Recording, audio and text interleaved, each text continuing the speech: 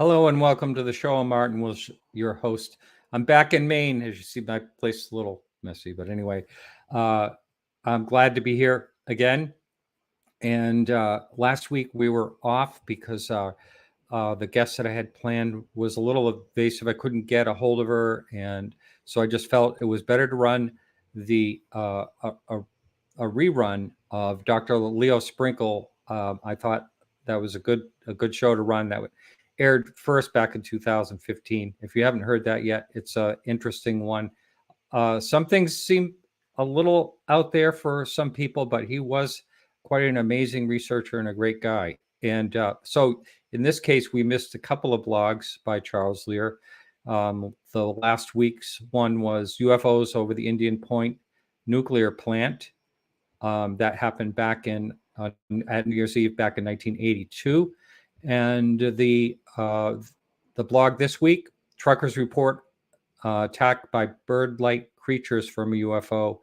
And this was actually in 1984. Charles goes back and takes a really good look at some very interesting cases. Tonight, we have Ben Hansen and Tony Angiola. They are going to be talking about the Lonnie Zamora incident. Some people call it that. A lot of people call it that. The Socorro incident. And let's see, the government was involved, CIA, FBI, the military. It's never been debunked. Lonnie Zamora was the number one reason because he was such a solid guy, such a solid witness. We're going to go over that case, one of the top cases. And it's the case that Alan Hynek decided that maybe there was really something to this UFO thing. That's the one that turned him from being a total skeptic to someone that people could count on for years to take a good look at what was happening. I'm going to bring our guests in now. Hello, guys.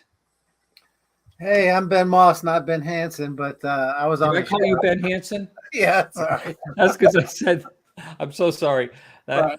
Well, yeah, I don't know. We were just talking about him. I just mentioned his name before off air. I'm really sorry about that. But anyway, you could almost body double for him, though. You look a little bit like him. Yeah, I was on the show the first season 7th episode about Socorro. So anybody that has that, I think Ben Hansen made you look like a midget. UFO Witness. He's 6'5". I'm 6'2". But yeah, UFO Witness first season episode 7 at Socorro in there. Yeah. So where are you guys? Are you in Virginia now? That's yeah. And I want to thank you so much for coming on. We met a number of times, once at Ray Stanford's house. And I think we met twice at a conference. Yeah, we met at 2 different conferences, one in Cherry Hill and one out in Phoenix. But anyway, it was always a lot of fun hanging out with you guys. But I knew right from the beginning when we talked the very first time, you had an interest in the Socorro case and really, chasing it down. And I believe the very first time we met, you had just stopped by Socorro, New Mexico, which was, I don't know how many hours away from Phoenix. But what happened? It was kind of blurry to me, so I was trying to clean my lens. Sorry. All right. So let's talk about, first of all, I have a lot of new people on the show listening. So let's talk about first who you both are and how you got interested in the case, and then I want to hear for the new people, and I'd like to hear what happened that night in April of 1964. That day. Yeah, so I met Ben on a chance meeting, a business meeting, as a matter of fact, and we got to talking about UFOs. And even though I was already a member of MUFON at the time since the mid-90s, and I was also an investigator that hadn't really done too much, Ben was actively involved as a Chief Field Investigator for Virginia. So he got me pulled back into MUFON. I became the Assistant State Director, and we started doing cases together. We stumbled upon the Socorro case by listening to James Fox at a 2014 Cherry Hill conference, which sent us into this interesting rabbit hole that is the Socorro Landing in 1964. The one you were at. Yeah. Yeah.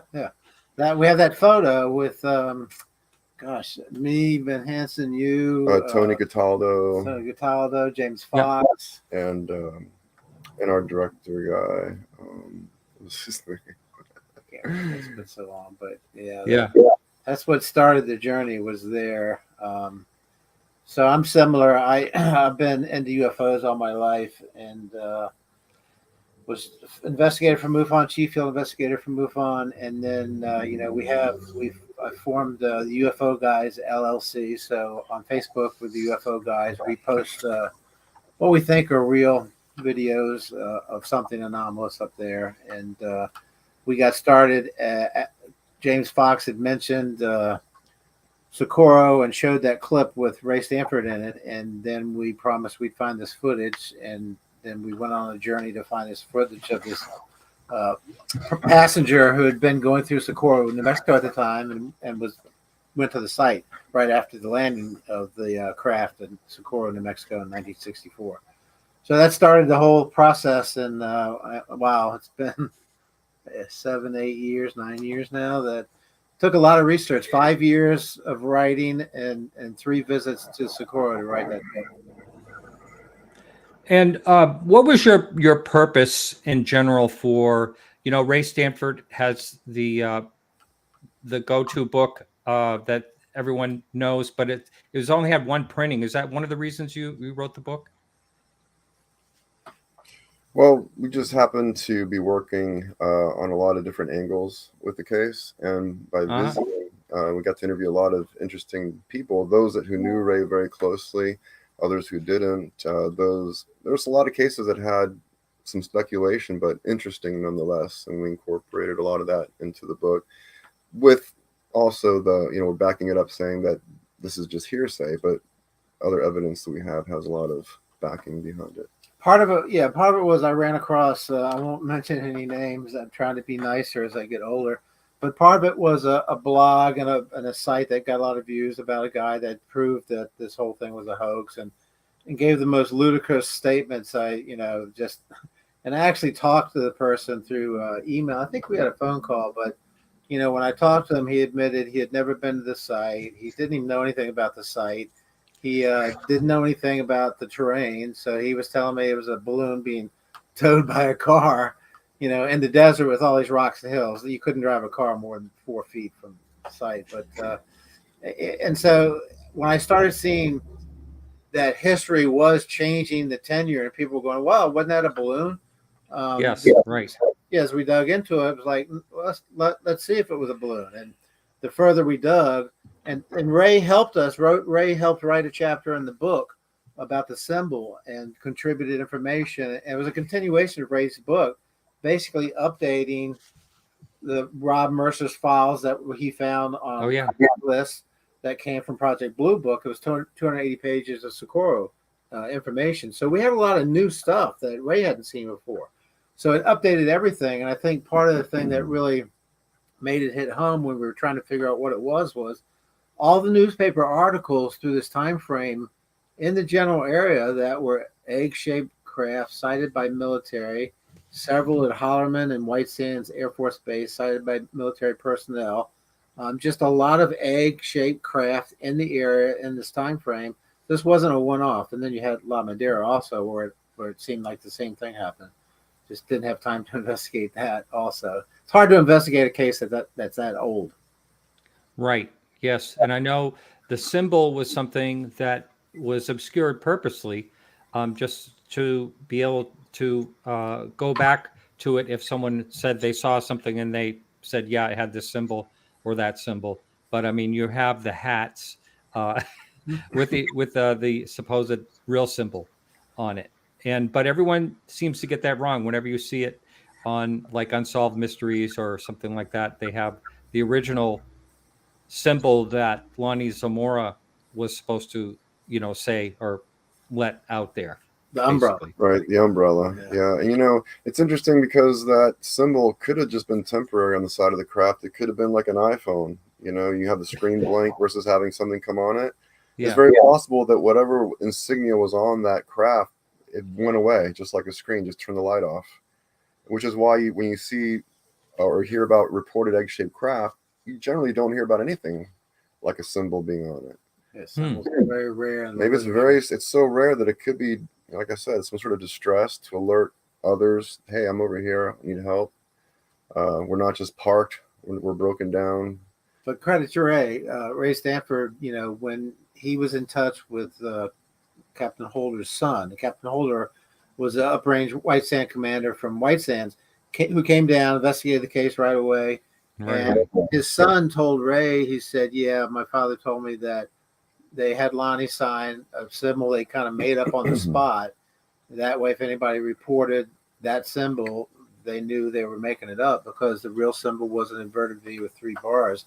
And we got a couple of witnesses that Ray had never talked to or never talked before that met with Lonnie and drew things, and Lonnie would kind of point to something. It was always the 3 bars with the inverted V was the symbol that Lonnie really saw in the craft. But he was told not to say anything. I'm not supposed to say anything about the symbol. So this all started. Let's go through the case for those who have not heard it before. It all started in April, I forget the date, 1964, with a high-speed chase of a convertible. Let's go through the whole thing. So police officer Lonnie Zamora was on random patrol on April 24th. And that means that there's no designated place to really park or be. Nobody would know exactly where he's at or know his schedule. He sees a speeder go by, and he recognizes the gentleman. He's a younger man, and he's known to speed through town. So Lonnie goes after him. While he's in pursuit and near the gas station, where another family was coming with 4 people in the car, Lonnie lets the speeder go, and what he sees in the sky crossing the road is this thing that seems to have flames coming out of it. And he thinks it might be an airplane coming down, and he knows there's a dynamite shack over where the direction that he sees it going. So he takes his brand new police car off road and really has to gun it up this hill and cause damage to the vehicle just to get up there. Once he reaches the top, from about no more than like 100 feet away, he can see that there's 2 figures in white, what he describes as white coveralls. And he knows how tall the bush that they're standing next to is, so he can tell approximate how high the heads of these figures would be. Then he continues to move towards that object, and he loses sight for just a moment. And as his car dips down and comes back up to this ravine, this arroyo, he's no further than about 30 feet, and he gets as close as possibly 15 to 20 feet from the vehicle, which is juxtaposed to what's written in the Air Force report. And they were trying to say that he was like 300 feet, 150 feet at the closest, and that's not necessarily true. He's much closer. When he actually gets out of his car, he can hear a door slamming shut that he describes it kind of like a submarine hatch shutting and then locking. And then the flames begin to come from underneath the vehicle again, slicing a bush in half. And then it raises an elevation to something about What the vehicle looked like. Egg-shaped craft. We established that before. And also the egg-shaped craft that was kind of tilted forward, like you'd expect a symmetric vehicle to be level, and it seemed like the front of it was tilted down, like it's bowing down. There you go. That's right. a good shot. Mm-hmm. And so immediately I'm thinking to myself, well, there must be something wrong with the thing. Not to mention that the people in the car said that this object nearly took their antenna off, because they were making comments to the owner of the gas station that their airplanes fly extremely low, and this Right. is what happened. Yeah. And nobody's ever been able to chase those people down, right? That's right. Yeah. They've never come forward in another situation, ever talked about it. It probably, if you weren't that interested at the time and you just didn't see the headline, because it went around the world, the headline, but if you weren't in UFOs and you just thought it was something weird, you might not have heard about this story for 20 years, until something came up again. But yeah, so it's just, the thing is that when we looked into it and we were trying to figure out, you look for any plausible explanation for what happened, and basically eliminated everything. And the fact that the Project Blue Book and the Air Force still has it as an unknown is the answer to the case. It's an unknown, but Captain Holder was an uprange White Sands commander. He knew all the black projects. He knew everything that flew. the radar wasn't turned on at the time even, but nothing was flying that evening. It was a brisk 45-mile-an-hour wind in the desert at about 5:45 at night that this object flew into. And so, we actually talked to the national headquarters for balloonists in Albuquerque, and they said nobody would ever take off at that time of day into that type of weather in a balloon because it would, wouldn't go well. And so, as far as breaking down the hoaxes, it got to the point where if you just kind of look deeply into the case, you realize that it couldn't be these things like a hoax or a tin can or fireworks or something along those And also, each time we visited, we felt that we were there during very similar conditions. The wind was very consistent. It was very strong and blowing in the opposite direction of its travel. So that tells us that the winds in that area are pretty steady. And the perlite mill also in that direction, it was reaching supersonic speeds as the second police officer that Lonnie called in for help arrived. Now, one of the things when the object took off, the flame came out and it rose up, not real high, but it rose up. Then the flame went out and then the object started moving. Now, I know there was the sound with the flame, but was there a sound after that? Yeah, like so when the object was moving? Seems like a second engine was engaged when it was completely silent. And that's how he described it. It went from being a roaring, thunderous flame to no flame, no sound, and moving at supersonic speeds away and at an angle of 45 degrees. Did Lonnie himself claim that he saw this thing go all the way until it disappeared? That's right. Mm-hmm. He did, yeah. Wow. I know that you said that there were other reports of egg-shaped craft, and you said the military actually spotted something? Right. So even as of late, a lot of the stuff they've been calling the Tic Tac seems to resemble an egg shape, so to speak. Right. And, I was going to ask you about that. Yeah. Right. So that could very well be in the same family. There's a similar type craft reported in France, in Italy, just all over the world. Yeah. And we're not talking aerodynamics here. That's the thing. And I don't think that's part of the equation anyway. Myself, how these things get to where from point A to point B has anything to do with aerodynamics. I don't think so. But I mean, that's speculation, of course. Well, yeah, a lot of exotic physics seems to indicate that shape and aerodynamics do not matter when you're talking about exotic propulsion that creates electromagnetic fields, and therefore those rules no longer apply. Now, when Lonnie saw these, he said they look like children. This the height of children. They appeared to be startled when they saw him watching them. Right?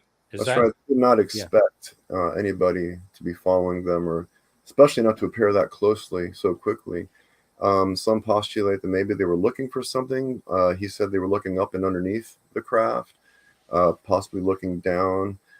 There were some hearsay stories that were pretty fantastic that we heard that said that Lonnie perhaps collected something that looked like a credit card sized circuit board. It was sent away. It never came back, kind of thing. We could not find any actual corroborating evidence to support the story, but you hear stuff like that.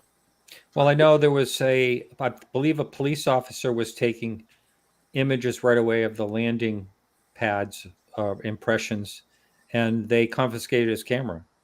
The military did, right? And yeah, that was Ted Jordan. Always had a camera with him, and he took a bunch of photographs of the landing site, and then the government came in and said, we need to take your camera. We'll give you back the footage. And he never got the footage back. And, we have him in our presentation on camera talking about it and saying, they'd never give him my damn footage back. But it was confirmed. And Ray had some film he shared with us where he's talking with Dr. Hynek, who was worked on this case for Blue Book, where Dr. Hynek admits that the film was fogged due to radiation. And the second day, there was no radiation detected there. So that tells you that whatever the radiation was from probably the blue flame that knifed into the ground underneath the craft, it was kind of a weird, exotic, form of propulsion, because it was there one day and then gone the next, which is usually not how radiation works. So, and Lonnie was close to it. So if it had been anything like a propellant-driven engine, a Earth-made rocket engine, it would have cooked him. He was 30 feet away. So it wasn't a chemical reaction rocket. It was something, as Ray would say, some type of plasma or something, at the speed of light, knifing into the ground, because it didn't dig a big hole either. It vitrified the sand in the glass, which takes, I think, 2,300 degrees to do that. So that was evidence that Carol and what was her husband's name? Lorenzen. Yeah, Lorenzen. Oh, Lorenzen. Yeah. They picked up. And the government, we found documents where they said they, were having it analyzed, but never heard the results.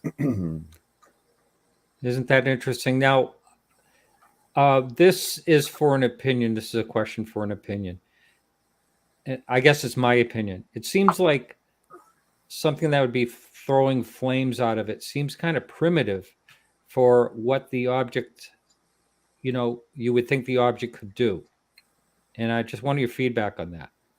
I always felt that we're evolving. They're evolving. They could have been here long before us, and maybe they evolved away from that, and we don't see that kind of thing anymore.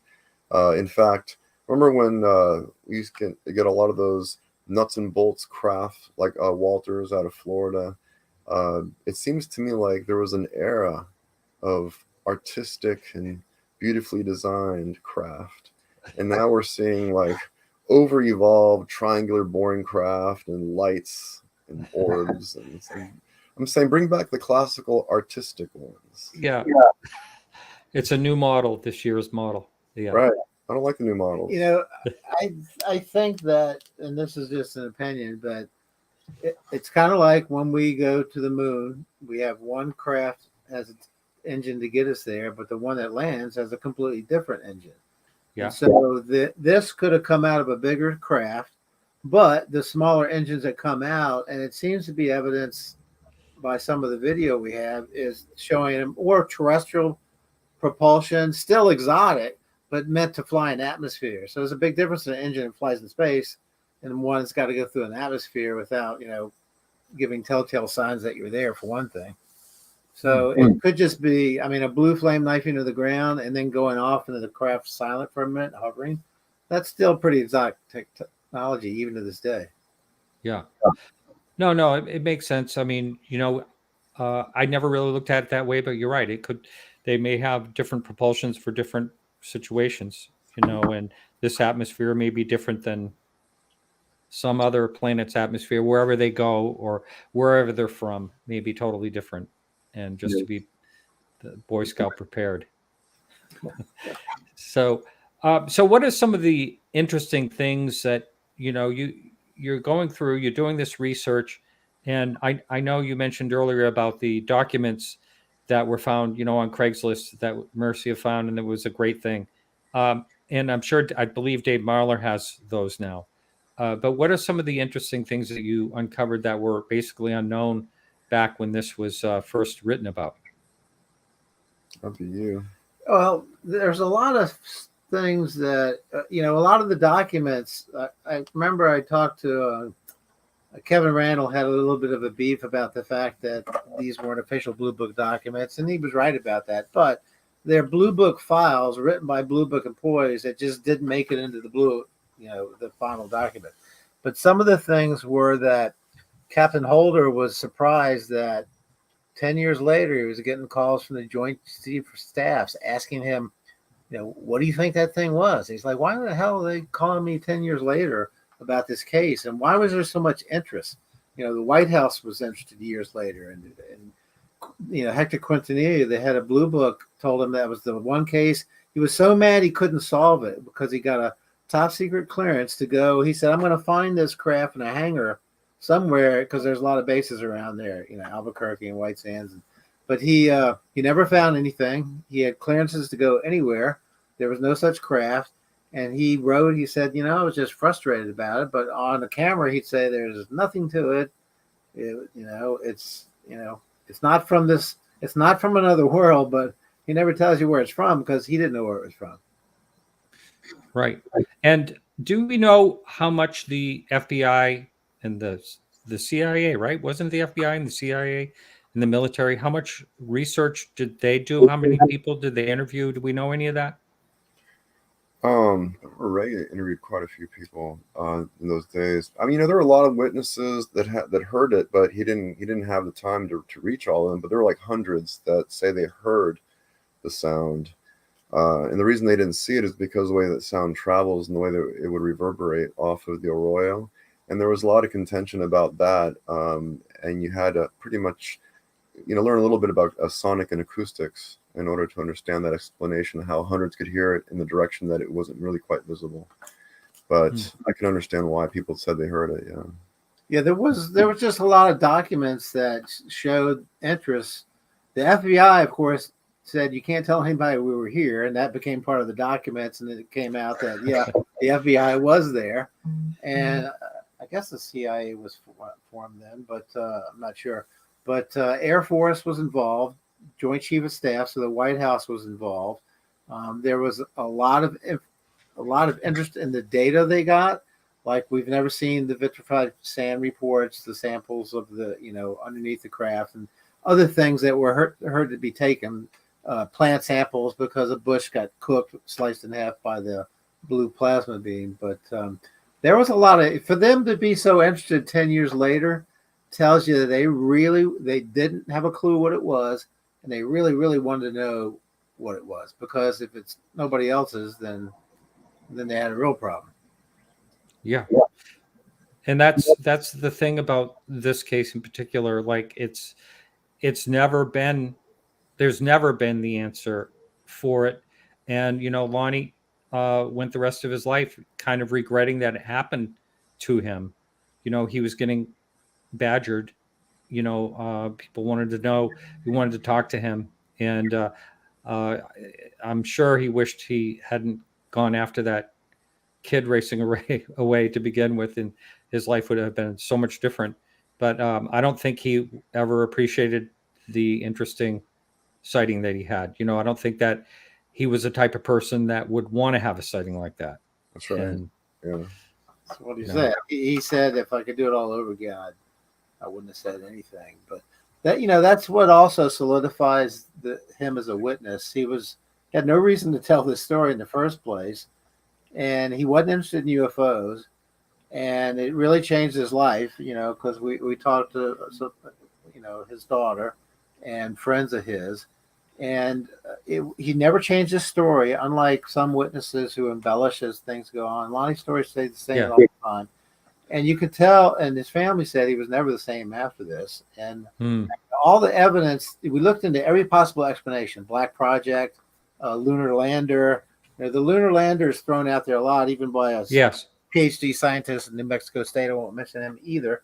But if you do a little homework, you'll find that the lunar lander didn't fly until about 9 months later. It flew on a tether. The first 3 tests, I think, ended with the pilot ejecting before the thing blew up and fell on the ground. And so to say that it was 33 miles away from Holloman, flying in Socorro with a helicopter holding it to a cable is just ludicrous. But, there's a guy out there with a big scientific background says there was a lunar lander. So, That's right. Let's talk about for the other people that are claiming the hoax. And I believe it was Colgate. Do I have that right? It was Colgate. He was a professor at a nearby college, and he had these students, and he claimed that the students during exam season were the ones perpetrating this hoax. So that couldn't have been further from the truth, because all these students, it wasn't vacation time. It was time to study and do these tests. So his that whole story fell apart very quickly, and Ben even chased down some of the people that were claiming this story, and that one of them was ill in the hospital and dying, and the other one just refused, and he said it wasn't true. I don't know why anyone was coming after me. I never said it was true, and this kind of thing. Yeah, not to disparage Colgate, but doing a little homework on him, he was the kind of like a party professor that liked to hang out and maybe smoke some doobies with the students and stuff. But I think he said this story and then was embarrassed that he had said it, because he just kind of blurted out it was a student hoax. And he said it was a candle and a bag, or a candle, with a flame. And like a Chinese. There was another guy later that I found a document from, who's the president of the same college there, who said he looked into it, and that wasn't true at all, and that Colgate was just trying to cover up something he said that he had no evidence for. So the three students, I actually found their names. One of them, as Tony said, was sick, and one of them finally communicated and said, "Look, I don't know why Colgate," because he apparently gave up some names. He said, "I don't know why Colgate threw me under the bus, but we were in class, we were having exams, and if you look at the story, there's no way a student could have lured Lonnie a quarter of a mile up a hill that took him 3 tries to get over, into the desert, to that specific spot to launch a candle and balloon, or it's just ridiculous."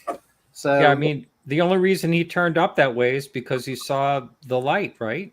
Lonnie, because of the nature of Lonnie, I have a whole chapter on that, about the nature of Lonnie Zamora. He was a nice guy, a caring guy, an officer, a family man. He thought some type of vehicle was in trouble. So when he saw the blue flame crossing over the sky, he was thinking, okay, that could be a plane crash. And then when he first saw the craft, which was white, egg-shaped, he thought it was an overturned vehicle or a camper, or all the logical things you think of in 1964. But the fact that of his nature with a brand new police car, that he went there, he really thought somebody was in trouble. And that's just how that whole thing began. It's just a lot of things had to come together for this whole thing to play out. And then his encounter was like 2 minutes and 30 seconds. But we also found the dynamite shack where it was out there. we found that. Oh, does that still exist, or No, the base of it? Yeah. We found The base. slab. Yeah. Yeah. So we were able to corroborate that did exist. That was there. Yeah.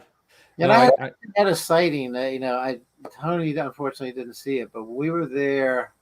I don't know if it was the first or second time. I swear to God, Tony was.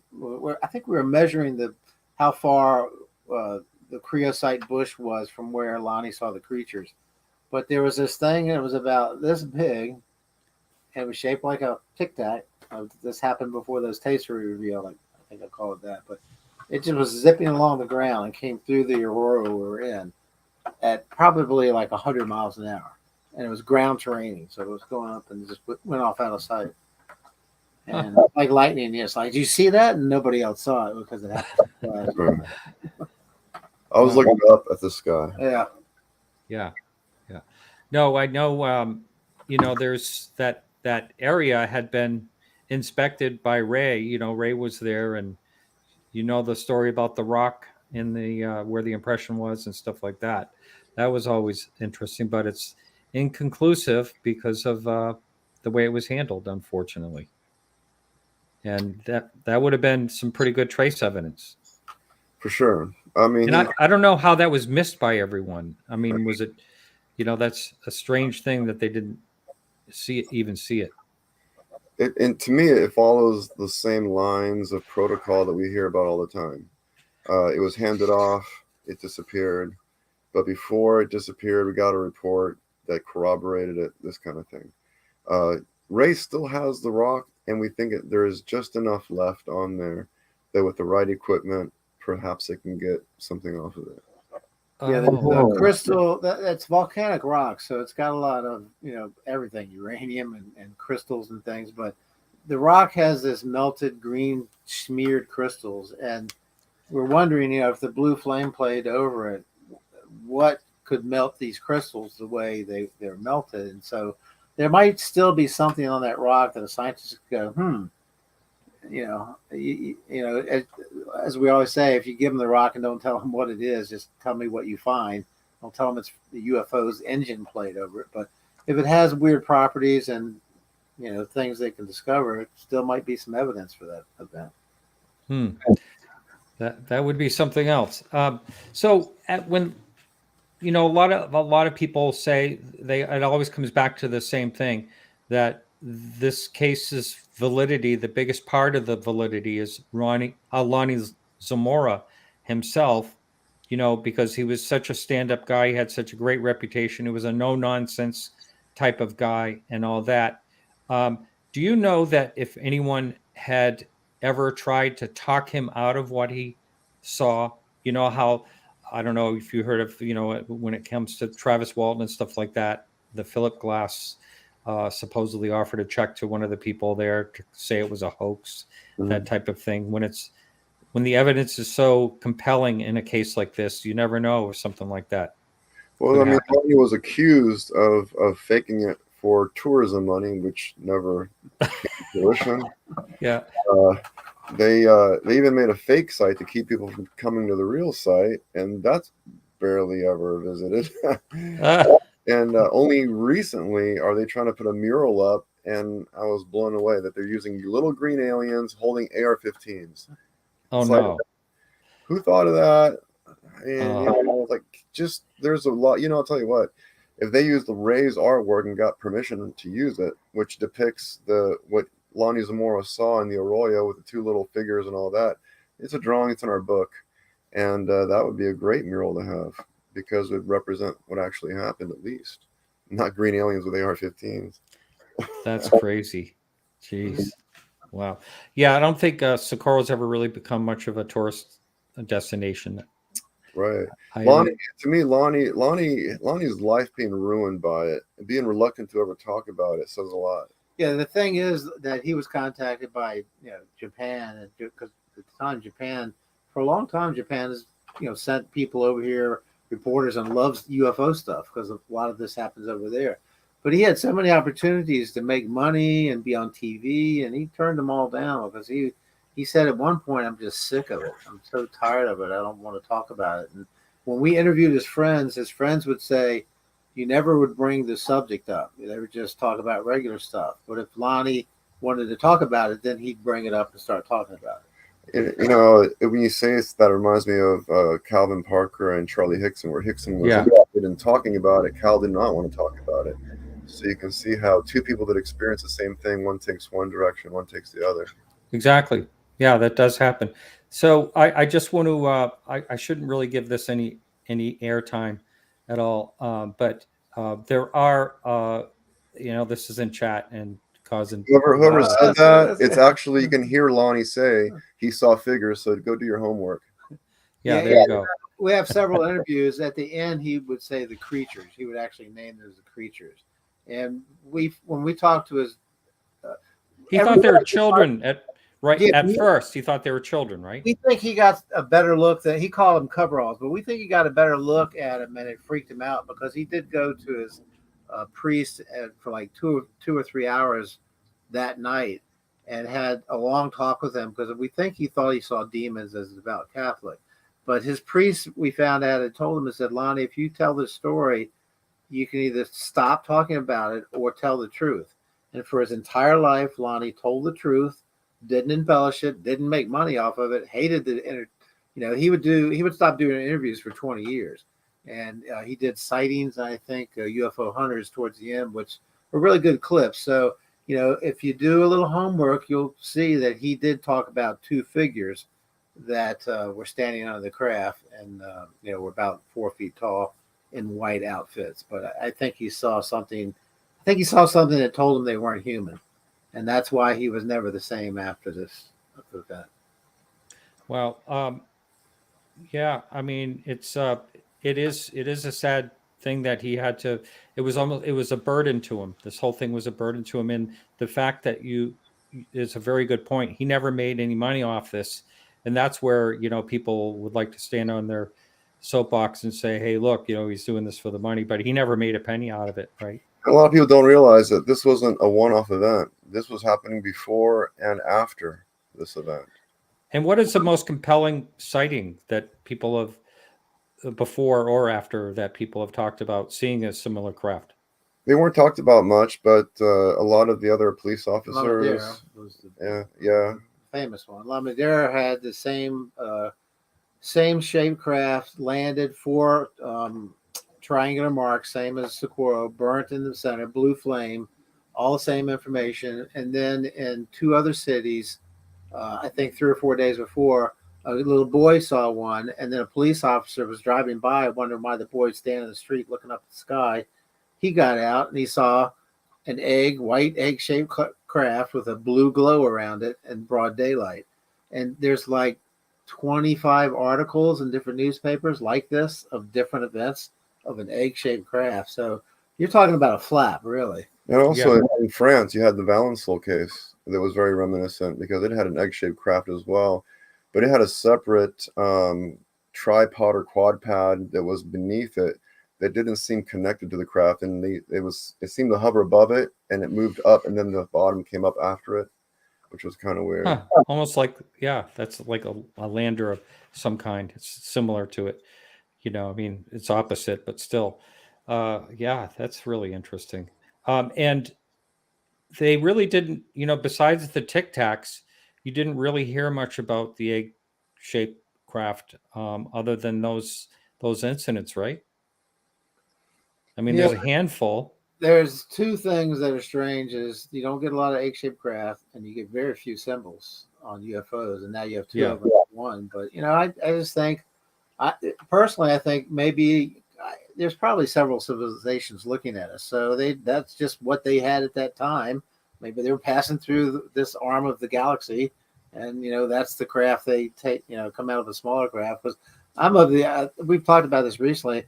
I'm of the impression that there's drones all over the place that come from something bigger that's monitoring us and probably the rest of this part of the galaxy. But I think they're everywhere, and a lot. Maybe it's more than one civilization. And that could sound crazy, but all the evidence is starting to. A lot of these videos seem to show, and even the government ones, drones like round craft. The Tic Tacs, the performance capabilities. That's not China. If it was China, we'd be speaking Chinese right now. So, so I want to show this just to make it clear out there. This is a good graphic I just found online of the decoy one. Is this one? It's clearly marked right here. I'll put this also in the show notes for those of you that are listening to just the audio. So you see in all the videos of this throughout time, the one that is the decoy on the screen to the left. And then the genuine is the one that you had come forward with, and actually you have hats made. I have a hat. And there's also, you can say it in Spanish the way it was said, right? Otras líneas con un, I forget what it is now. Tres líneas. Un V invertado con 3 líneas abajo. Which translates to that. And the thing about that is that why Hynek put 1 line above and then 2 in the middle was just another variation. So it's either the 3 across like that, or you take one of them and put it just above the point. So Hynek was proposing those. The one with the umbrella was the purely decoy. I think Holder drew that because any handwriting expert has said that whoever drew the symbol is not the same person that signed it. Lonnie Zamora was told to sign it. It's like signed for God and Country. Lonnie was God and Country, so he would do what they ask, and we think his partner saw it, Sergeant Chavez, but he kept thinking it was a black project, and he didn't want to say anything, and he never said anything because he didn't want to get into trouble. So when this was uncovered, how long ago was this uncovered, the right type of symbol, and were there any people that were claiming to see the other one? The copycat type people. Well, I think Ray and Lonnie were working on that original symbol right from the beginning. He arrived on Tuesday the 26th. That was when he met Hynek and Lonnie at the site. And right away, I think he was talking about the symbol. Yeah, what happened was the symbol came out. The newspaper came out every 3 days. Really fast, before they could stop it. So before they could get in and do all this symbol changing stuff, the symbol was described to several police officers.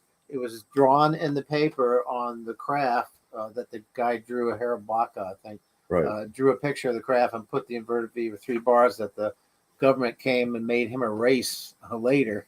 But it got out. The early reports are he saw an inverted V with 3 bars. And later that became the umbrella symbol, which was a decoy to see who was lying about it. So this happened on the 24th of April, 64. And Hynek was there. And did you say Ray was there also on just 2 days later? Invited Mhm. by Hynek, yeah. Wow, I didn't realize it was that. Ray was living in Texas, and he drove straight over there. Yeah. Wow. I can't remember when speaking to Ray if he was able to talk to Lonnie several times about this, or was he able to interview him at all? Yeah, I think one of the most impressive things that I heard him say about it when he spoke to Lonnie, Lonnie's daughter was looking to read about the story, and Lonnie had pointed to Ray's book, and he said that's the one that got it right, because there were a lot of books written about this case. And so he instructed his daughter to read Ray Stanford's book. Yeah. Socorro Saucer. Yeah, he and Hynek were interviewing him when I think they were kind of getting into some good stuff when somebody came in and said that Air Force wants to talk to you now, or Blue Book wants to talk to you now. And then he went to that meeting, and then he came out, and he's like, I can't talk about anything.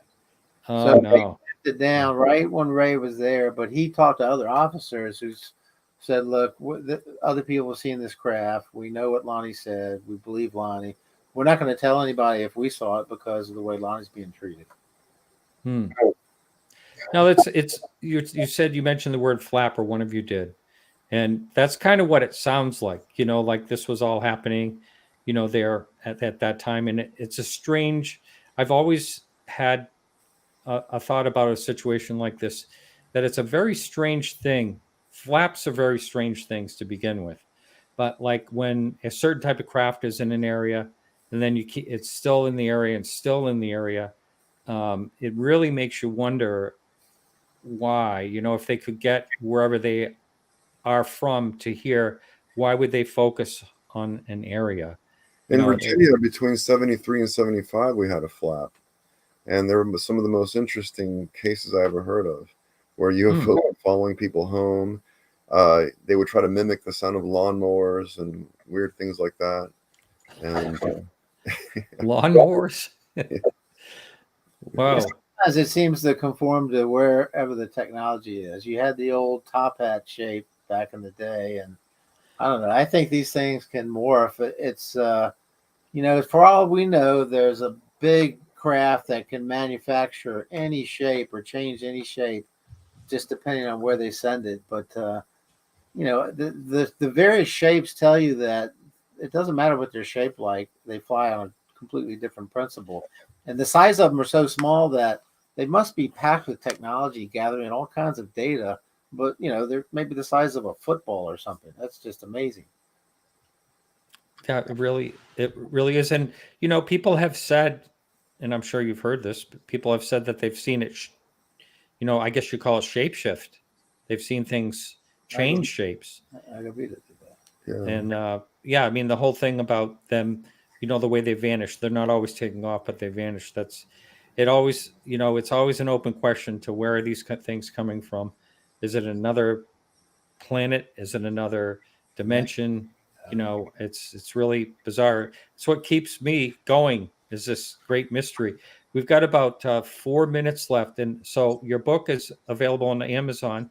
I have the Kindle version linked in the show notes and the YouTube text as well. But are there some other adventures you two are thinking about collaborating on together, whether it's books, or I know you have done, you both were on, was it Hangar One? Is that Hangar One? Yeah. Season 2. But do you have anything going on in the future that you know of? We'll be speaking at Mysteries of Space and Sky, doing a new presentation on exotic propulsion and fast walkers. Oh, excellent. And we'll soon be working on another new presentation about pilots from White Sands that saw things. Oh, is this going way back historically, or what is that? Yes, it's going to hopefully correlate with Socorro and many other. Some real data that's kind of not been out That should be fascinating. That's great. So how can someone reach you? You said you're the UFO guys. Did I hear you say that? On Facebook, definitely. Yeah, our book is called "Not of This World." It's a long title. "Not of This World," the 1964 Socorro UFO Landing with Humanoids. But type in "Not of This World" and get there. But we can in the United States have signed copies we can send out of hard copies. You do have hard copies, yeah. Yeah. I mean, I only saw it on Amazon and Kindle, but you can buy it in a hard copy book. From me directly. You have an email that you wanted to? Just go to just a Facebook page. Yeah. contact me over the UFO guys. Yeah, Facebook. Excellent. Yeah, I'm on Facebook also, so you can send me a message on Facebook. But yeah, I'm happy to we've debated a lot of people about the hoaxes and the people and this whole case. So anybody that disagrees, just do a little reading. Come to the table with some knowledge. Yeah. Well, that's true. I mean, if you really look deeply into it, that is the problem, though. And you mentioned it earlier, is when a debunking is out there, when people see it in print or see it however they see it, they just take for granted that it must be true. I mean, that's the problem with hoaxes too. People can see a hoax and think it's true because it's in print somewhere. I mean, but anyway, all you have to do is be a good investigator and keep looking, right? Yeah.